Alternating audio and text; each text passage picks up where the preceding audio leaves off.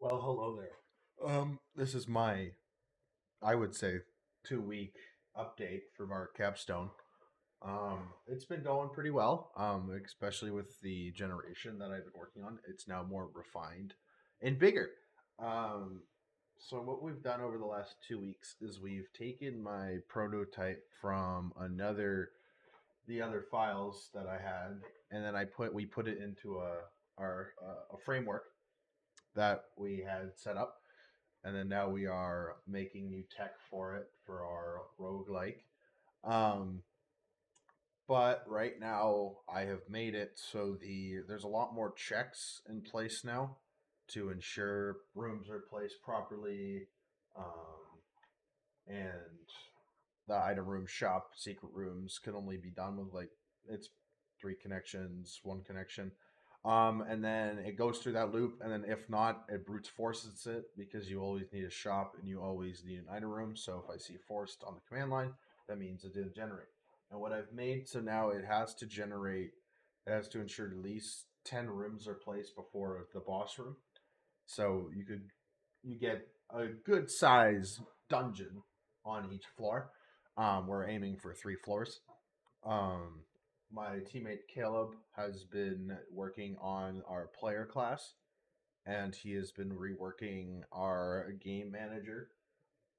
It's not on this branch, but he's been reworking our game manager to make it so there's global initializers for like rendering, all that stuff. And then my other teammate Aiden has been working on our art this week. Um, art, and he's also been working on starting to do our shaders to make our game look pretty. Um, because we want to show some cool neon 2D graphics, pixely graphics like Animal Well. Well, we're inspired by that, but I could show you what is going on so far. So you can see right here. I've also that's another thing. I also made a helper function that helps me count the connections. So every time it says a connection, that's where a room is. So we could see, okay, so the secret room, one of the secret rooms that has a condition where it can only be placed with one connection, will probably be on here. And then the item room can only be placed when it has one connection. So you can't enter it on all 4 sides because we don't want it to be like that. That's just a game decision. Um, so this is a smaller map, but you can see it pushes the door. All of this is just temporary art, so don't worry about it. So room 2. So the first room has 3 connections. Oh, look at that. Now we're in another room. And you can see that we're in a different room because the door at the bottom is now gone. And then you transition to the next room, to the next room, to the next room, to the next room. And it's just to be a pathing and all that stuff. Um, so yeah, that I would assume, and then here's our scene. Pretty.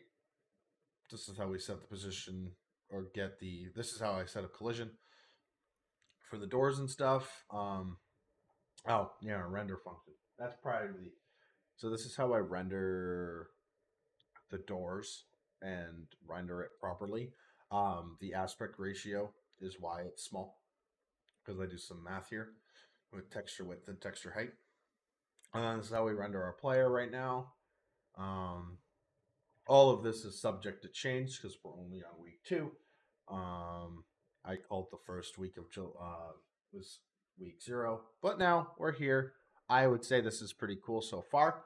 Um, yeah, and it's completely random each time. That is one of our standouts we are trying to achieve here is having a randomly generated each time. So it will never be the same. Like the door will look like see now there's 2 doors, but like you can get rooms that are like look at how big this is. Like you could get room like dungeons that are huge. So that's what we want. That's for week 2. Hope everyone has a good weekend and good Friday and the rest of your week. And I hope to check in soon. Bye bye.